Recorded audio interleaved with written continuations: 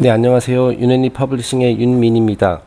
오늘은 2016년 6월 3일 금요일입니다. 오늘 에피소드 시작하도록 하겠습니다.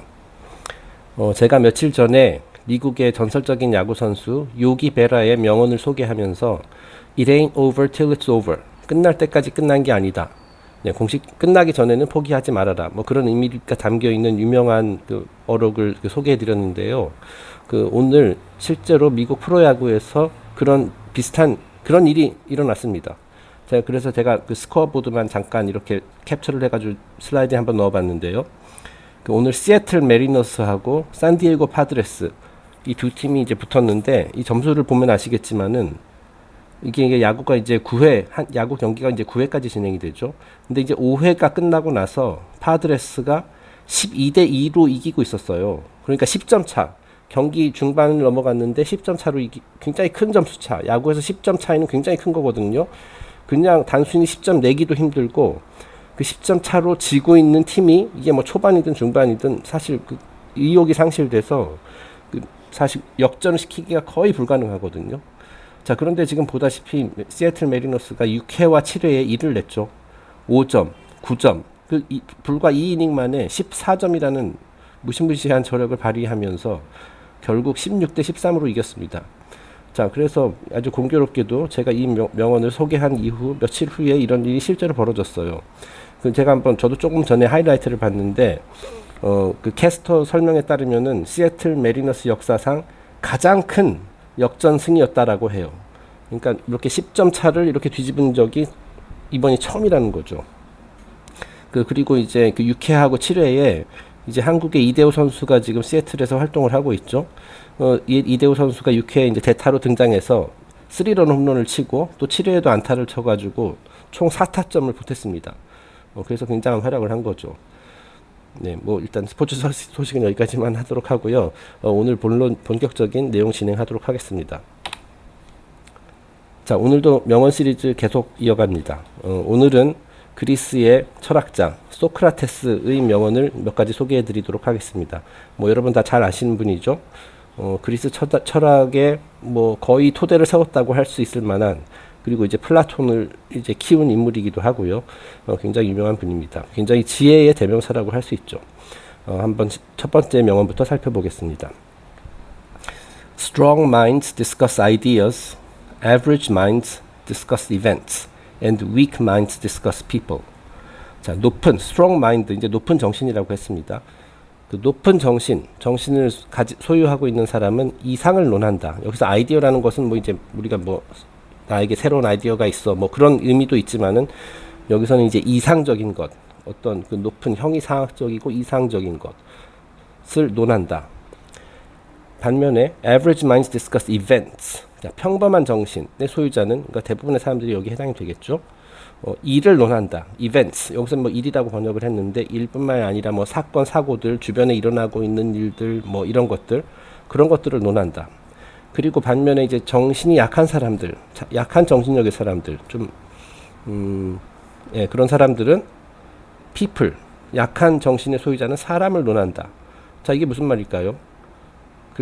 남의 흉본다는 얘기죠. 남 흉보고 가십거리, 뭐 이런 쪽에 주로 대화를 한다는 얘기예요. 제가 한 달인가 두 달 전에, 제 친구의 소개로, 저기 경상북도에 있는 어떤 공동체 마을을 방문한 적이 있거든요. 그래서 한 1박 2일로 다녀왔는데, 그쪽 뭐 마음 뜻 맞는 사람들끼리 말 그대로 이제 시골의 공동체를 이루어서 자기네들이 손수 이제 집도 짓고, 땅을 사가지고 이제 집도 짓고, 이제 뭐 논이 아니라 이제 뭐 밭도 갈고, 이렇게 해서 이제 자급자족하는 그런 커뮤니티거든요. 자, 그래서 이제 제 친구가 이제 주선을 해가지고 이제 방문을 했는데, 이제 거기 계시는 분이 이런 말을 하더라고요. 자기네 마을에 한 가지 원칙이 있는데, 지금 이 자리에 없는 사람에 대해서는 얘기하지 않는다. 네. 그러니까 그 사람 등 뒤에서는 그 사람에 대한 그 사람이 누구든지 간에 지금 이 자리에 없는 사람 등 뒤에서는 그 사람 얘기를 하지 않는다. 그런 원칙이 있다 하더라고요. 예. 그래가지고 그 말을 듣고, 약간 부끄러운 생각이 들었습니다.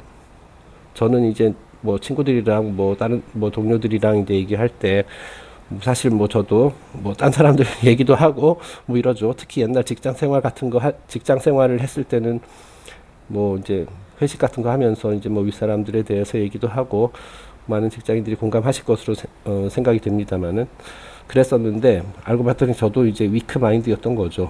네. 그래서 일단 많은 깨달음을 얻었고 갑자기 이 명언을 보고 그런 생각이 들었습니다. 그래서 한번 공유해봤습니다. 자, 두 번째입니다. I cannot teach anybody anything. 나는 어느 누구에게도 무엇도 어떤 가르침을 줄 수 없다. 나는 뭐 굉장히 겸손한 말이죠. I can only make them think. 단지 그들이 스스로 생각하도록 도움을 줄 수 있을 뿐이다. 자, 그러니까 어떻게 보면은 이것은 진정한 스승이죠. 그 진정한 스승은 뭔가를 그 해답을 매번 제자의 질문에 대한 대해서 매번 해답을 가르쳐주는 사람이 아니라 제자 스스로 깨우치고 문제를 해결해 나갈 수 있도록 격려하고 방향을 제시하고 도움을 주는 사람이다라는 겁니다. 자, 그렇기 때문에 내가 뭐 예를 들어서 사이비 교주라든지 이런 거짓 스승들은 자기가 모든 걸 뭐 해주겠다 이렇게 얘기를 많이 하죠. 네, 그런 것도 경계해야 됩니다. 그래서 그런 사람들은 진짜 스승이 아니에요. 소크라테스는 보다시피 굉장히 진정한 스승으로서의 어떤 자세를 가져야 하는지를 이제 얘기를 하고 있죠. 네. 다음입니다. Worthless people live only to eat and drink. 자, worthless, 쓸모없다라는 뜻이죠. worth, 가치가 없다. 가치 없는 사람, 즉 쓸모없는 사람은 오로지 먹고 마시기 위해 산다는 거죠. 그리고 people of worth, 그 반대로 이제 쓸모 있는 사람, eat and drink only to live. 쓸모 있는 사람은 살기 위해서 먹고 마신다라는 거예요. 자, 그러니까 이제 수단과 목적이 이제 뒤바뀐 거죠. 먹고 마시는 게 나쁘다는 얘기가 아니라 그것이 삶의 목적이 되어서는 안 되죠. 그것은 내가 목적을 삶의 목적이 무엇이든 간에 삶의 목적을 달성하기 위해서는 일단 내가 살아야 되니까 수단으로서 먹고 마시는 것이지 그것 자체가 목표가 되어서는 안 된다. 뭐 쾌락 자체가 목표가 되어서는 안 된다. 꼭 그것을 무조건 피해야 할 필요는 없지만은 즉 내가 지향하는 바가 뭐고 그 수단 이런 거를 명확히 구분해야 된다. 뭐 그런 의미가 되겠습니다. 먹고 마시기 위해서 사는 것은 말하자면 사람이 아니라 거의 짐승에 가깝다고 할 수 있겠죠. 예. 다음 명언으로 넘어가겠습니다. Life without experience and sufferings is not life. 말 그대로 경험, 어떤 삶에서 많은 것을 경험하고 그러면서 동시에 이제 고통도 좀 받는다 이거죠. 이 경험이라는 것에서는 우리가 삶의 경험이라는 것에서는 꼭 우리에게 즐거움을 주는 것뿐만 아니라 고통을 주는 것들도 다 포함이 됩니다. 두 가지가 다 사실 동시에 다 필요해요. 우리는 이제 무조건 고통을 피하려고만 하는데 뭐 내 뜻대로 항상 되는 것도 아니고 다 고통을 받을 수도 있습니다. 그런 고통을 받을 수도 있다라는 가능성을 항상 염두에 두어야 하고요. 그 고통이 다 이유가 있어서 존재하는 거거든요. 그 고통을 통해서 뭔가 새로운 것을 배우고 내 단점을 알아차리고 내가 무엇을 해야 하는지를 암시해주는 그런 일들이죠. 다 고통을 통해서 실패를 통해서 다 배운다고 하잖아요. 지극히 상식적인 얘기입니다. 자, 이런 것이 없는 삶. 자, 이런 고통을 피하기 위해서 나는 아무것도 안 하겠다. 나는 뭐 삶과 직접적으로 부딪히지 않고 뭐 산속에 들어가서 그냥 도나 닦으면 손자 있겠다. 자, 그런 삶은 어떻게 보면은 물론 이제 어떤 동기를 가지고 산에 들어가냐에 따라 다르긴 하지만 도피하는 차원에서 그렇게 한다라는 것은 그런 사람은 그건 진정한 삶이 아니라는 얘기예요. 네. 그래서 현실에서 부딪혀야 할 것이 있으면은 부딪히고 다 그런 걸 통해서 약간 고통을 느끼더라도 배울 거 배우고 이런 식으로 계속 성장을 해야 된다. 뭐 그런 얘기가 되겠습니다. 자, 다음입니다. 이제 교육에 대한 말을 했네요. Education is the kindling of a flame, not the filling of a vessel. 자, 이게 어떻게 보면 아까 그 먹고 마시고 하는 명언하고 좀 비슷한 얘기인데요. 자, 한번 볼까요? 이 교육이란 부대를 가득 채우는 것이 아니라 일단 부대라고 이제 표현을 했습니다만은 이 vessel은 어떤 어떤 껍데기 뭐 그런 걸 말하는 건데 그 부대라고 표현했습니다. 뭐 술로 부대를 채운다 뭐 그런 말이 있죠. 부대를 가득 채우는 것이 목적이 아니라 그 불꽃을 붙이는 것이다. 자, 내 지적 호기심 이런 것들 진리를 탐구하고자 하는 마음 그 마음에 불꽃을 붙이는 것이 교육이지, 단지 이 부대를 가득 채우는 것, 지식으로 머릿속을 각각 꽉꽉 채워버리는 것, 그것이 목적이 되어서는 안 된다는 것이죠. 예전에 아마 두 번째 에피소드인가 뭐 사용의 법칙에 대해서 얘기를 했는데, 머릿속만 잔뜩 채운다고 되는 게 아니고, 자, 그것을 얻은 다음에 어떻게 활용하느냐, 이게 내가 그동안 배우고 얻은 지식을 통해서 내가 더 나은 사람이 되고 남에게 도움이 될 수 있는 사람이 될 수 있느냐, 그것으로 판단을 해야 되는 거예요. 이 사람이 공부가 얼마나 깊어졌느냐 라는 걸 판단하는 것은 이 사람이 많이 알고 있는 거, 그걸로 판단해서는 되는 것이 아니라, 이 사람이 그 공부를 통해서 어떤 사람이 되었느냐, 그게 더 중요하다라는 얘기죠. 이 사람이 진짜 오로지 진짜로 진리를 내 구해서 뭔가를 쓸모있는 일을 하겠다는 그런 마음에 불꽃을 붙이는 것, 불꽃을 붙이는 것이냐, 아니면은 내가 이제 뭐 그냥 잘난 척만 하기 위해서 이제 공부를 했느냐, 바로 그 차이라는 거죠. 역시 그 목적이 무엇이냐가 중요합니다. 자, 다음입니다. 이거 굉장히 감동적인 문구라고 생각이 드는데요. Be kind, for everyone you meet is fighting a hard battle. 자, 여기서 be kind, kind하게 대하라, 친절하게, 타인에게 따스하고 친절하게 대하라. 왜냐하면 그들 역시 당신과 마찬가지로 힘겨운 싸움을 하고 있는 사람들이기 때문이다. 즉, 우리 물질계에서 같이 이 지구라는 세상에서 살아가는 동안 전부 다 나나 타인이나 다 같은 배를 타고 있다는 얘기입니다. 우리 전부 다 힘겨운 싸움을 하고 있어요. 자, 그러니까 남들도 나와 똑같은 처지라는 점을 이해하고 그들에게 가급적이면 따스하게 대하라. 내가 이제 진짜 미워하는 사람이라 할지라도, 자, 그 사람도 나름대로 내가 그 사람의 입장을 완전히 이해할 수 없는 것이고, 그 사람도 나름대로 자기 최선을 다해서 좀 잘 살기 위해서 노력을 하고 있는 그런 사람들이란 얘기죠. 우리 동지들이란 얘기입니다. 예. 정말 말은 좋지만 실천하기는 어려울 수도 있을 텐데요. 어쨌든 이런 명언을 들으면서 계속 되새기면 도움이 될 것 같습니다. 예, 다음 인용문으로 넘어가겠습니다. 바로 전 페이지에서 봤던 거 이제 연장선상에 있는 것이라고 할 수 있는데요. Those who are hardest to love need it the most. 자, 사랑하기 힘든 사람일수록, 자, 이거는 무슨 말이냐면은 내가 도저히 사랑할 수 없는 사람, 뭐 사랑은커녕 내가 미워하는 사람, 싫어하는 사람, 뭐 재수 없는 사람, 뭐 이런 사람들을 포함하는 거죠. 그런 사람일수록 사실은 많은 사랑을 필요로 하는 사람들이다. 자, 그들이 원래 그 선천적으로 그 사악한 사람이라서 진짜 나에게 그 악마처럼 보이는 것이 아니라, 사실 우리는 그들의 입장을 뭐 당사자가 아니기 때문에 이해할 수 없다라는 거죠. 그 사람도 나름대로 세상을 살아가면서 고군분투하면서 많은 시련을 겪고 좌절과 실패를 맛보고, 자, 그렇게 해서 지금 말하자면은 그런 환경적인 여건 때문에 그 세상을 원망하고 그 주변 모든 사람들에게 좀 악랄하게 대하고 뭐 그렇게 됐을 수가 있어요. 그래서 그렇게 보이는 것일 수도 있거든요. 사실 그들에게 필요한 것은 뭐 우리가 거의 맞서서 싸운다라기보다도 그런 사람들일수록 더 많은 사랑을 필요로 하는 사람들이라는 얘기죠. 예. 아까 전 슬라이드에서 얘기했듯이 우리는 다 동지다. 자, 그런 개념에서 한번 바라보자. 뭐 그런 얘기입니다. 역시 실천으로 옮기기에는 좀 힘들겠지만은 계속 이렇게 우리 자기 세뇌를 하기 바랍니다. 네. 그런 차원에서 이런 명언들을 소개시켜 드리는 겁니다. 자, 다음입니다. Sometimes you put walls up. 다시 읽겠습니다. Sometimes you put walls up not to keep people out, but to see who cares enough to break them down. 자, 우리 인간은 때때로 그 어떤 타인에 대해서 타인이 접근하지 못하도록 이제 벽을 쌓죠. 벽을 쌓는 경우가 있습니다. 그 사람이랑 어떤 사람이랑 가깝게 지내고 싶지도 않고 뭐 그런 거 있잖아요. 가드를 올린다라는 말도 쓰고. 자, 그런데 그 때로는 그런 단순히 그 타인의 접근을 막기 위해서가 아니라 누가 나를 위해 벽을 허물어 버릴 수 있을 정도로 나에게 대해서 관심이 있는지 알아보기 위해 벽을 세울 필요가 있다. 저는 이거 보고선 그 남녀 간의 관계가 생각났어요. 약간 튕기는 거 있죠. 그 접근하지 못하게 딱 벽을 세우는 것. 그런데 사실 그게 벽을 세우는 게 꼭 항상 그 상대방이 싫어서가 아니라 이 사람이 나를 얼마나 사랑하는지, 나에 대해서 얼마나 호감을 갖고 있는지, 그런 것들을 한번 시험해 보기 위해서 그 세우는 벽이 아닌가, 뭐 그런 관점에서도 이제 생각해 볼 수 있을 것 같아요. 예, 어쨌든 일종의 시험이다. 네, 뭐 그런 의미인 것 같습니다. 조금 더 깊은 의미도 있을 것 같은데 지금 당장 생각이 안 나네요. 예. 어쨌든 좋은 말인 것 같습니다.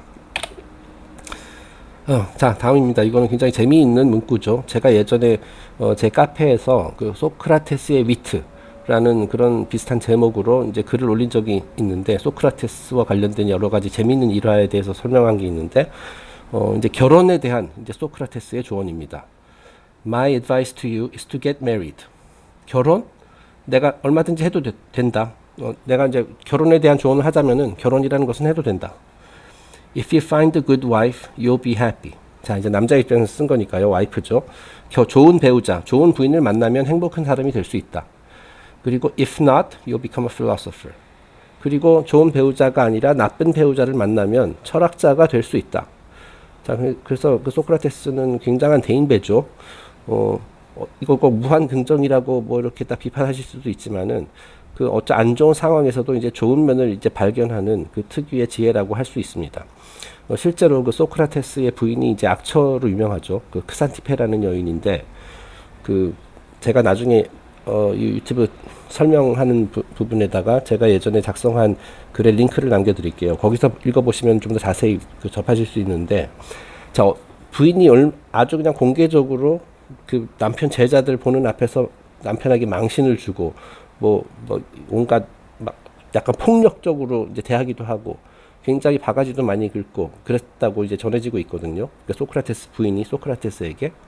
자, 그렇음에도 불구하고 소크라테스는 항상 어떤 경우에도 그 부인 편을 들어줬다라고 합니다. 예. 굉장한 대인배죠. 그래서 이 사람이 철학자가 된 게 아닌가. 나쁜 배우자를 만나면 철학자가 됐고, 어찌 보면은 그런 경험을 통해서 큰 성장을, 대철학가로 성장한 게 아닌가. 뭐 그런 생각도 듭니다. 네. 제가 나중에 링크 적어 드릴 테니까 한번 꼭 읽어보시기 바랍니다. 자, 이게 마지막입니다. Beware the barrenness of a busy life. 자, 이것도 어떻게 보면 현대인의 관점에서 봤을 때는 이해가 안 되는 것일 수도 있겠습니다만, 그 busy life, 바쁜 삶의 barren 하면 이제 완전히 황량하고 진짜 막 풀도 안 나고 그냥 메마른 땅, 뭐 그런 거를 이제 표현할 때 이제 barren이라는 말을 쓰거든요. 자, 바쁜 삶은 공허하다라는 거예요. 바쁜 삶의 공허함을 경계해야 한다. 자, 물론 이제 바쁘지 않고 그냥 맨날 놀아서도 안 되겠지만은, 이게 너무 바쁘게 정신 눈코 뜰 새 없이 바쁘게 매일매일 보내는 것이 그 진짜로 사는 것이다 라고 이제 현대인들이 많이 생각하는 경우가 많은데, 그죠? 항상 뭔가 할 일이 있어야 되고, 월요일에는 누구 만나야 되고, 화요일 날은 또 뭘 해야 되고, 뭐 이런 것들 꽉 찬 스케줄 있잖아요. 자, 그렇게 되면은 뭐 사색을 할 수 있는 시간, 나 혼자만의 시간, 뭐 이런 유네니 퍼블리싱 유튜브 들을 시간, 그럴 시간이 없습니다. 그거는 사실 바람직한 게 아니에요. 그 나를 위한 나 혼자만의 시간도 이제 있어야 되고요. 뭐 꼭 굳이 명상이라고까지는 안 해도 나 자신을 발견하고 돌아볼 수 있는 그런 시간도 가져야 된다라는 거예요. 그리고 좋은 책을 읽을 수 있는 시간, 뭐 등등. 사실은 그 꼭 사람 만나서 뭐 바쁘게 지내고 술 마시고 그런 것만이 좋은 것은 아니다라는 거예요. 그런 걸로 꽉 차면은 나머지 것들을 하기 위한 시간이 없다라는 거죠. 우리 머릿속을 잡념으로 가득 채우는 것도 안 좋다라고 얘기를 하잖아요. 그런 상태에서는 새로운 생각이 뭐 들어올 공간이 없고 틈이 없고, 마찬가지로 그 삶도 그 같은 관점에서 바라봐야 한다는 겁니다. 뭐 그래서 그런 말도 뭐 많이 있잖아요. 잠시 뭐 멈췄다가 뭐 해라. 책 제목이 뭐더라? 혜민 스님이 썼던 책도 있고, 뭐 영어로 이런 표현도 있죠. Stop and smell the roses. 잠시 멈춰서 장미꽃 냄새도 한번 맡아보고 가라. 뭐 이런 말도 있듯이 그 모든 것이 그 균형이 중요합니다. 너무 바빠도 안 좋고요. 너무 바쁘지 않아도 안 좋은 거예요. 그 중간 어딘가에서 그 나에게 맞는 적절한 균형의 지점을 찾아서 밸런스된 삶을 살아가는 것. 그리고 나에게 그 우리 음식도 그냥 한 가지만 계속 편식하면 안 되듯이 활동도 이제 다양하게 나에게 이제 정신적으로 도움이 되는 마음의 양식이 되는 그런 책들도 읽고, 그리고 이제 뭐 놀고 싶을 때는 또 신나게 놀고, 그렇게 하는 것이 그 가장 바람직하겠죠. 네, 오늘 소크라테스의 그 명언 한 10가지를 이제 소개해 드렸는데요. 그 오늘 시간 여기서 마치도록 하겠습니다. 그리고 마지막으로 이제 인터넷에서 이런 그 명언들을 담긴 이런 이미지를 많이 구할 수 있는데, 이게 항상 그 출처가 정확하진 않아요. 그래가지고 예를 들어서 어떤 것들 여기서 제가 소개해드린 것들 중에서도 예를 들어서 요거 같은 경우에는 그 플라톤으로 되어 있는 경우도 있더라고요. 제가 그래서 정확한 출처를 일일이 다 확인해 보진 못했습니다만은 이 출처가 약간 틀릴 수도 있어요. 소크라테스가 한 말이 아닐 수도 있다라는 점 이해해 주시고요. 플라톤일 수도 있어요. 근데 어쨌든 간에 중요한 것은 누가 어떤 말을 했느냐라기보다도, 물론 그것도 중요하지 않은 건 아니지만 그것보다도 그 메시지 자체가 중요하다는 점을 강조하고 싶습니다. 네. 그 모든 것이 그렇죠. 꼭 누가 말을 했느냐보다도 그 가르침의 내용이 더 중요하다. 그 점을 마지막으로 말씀드리고 오늘 에피소드는 여기서 마치도록 하겠습니다. 내일부터 연휴인데 더위 조심하시고 충분한 휴식을 취하시기 바랍니다. 감사합니다.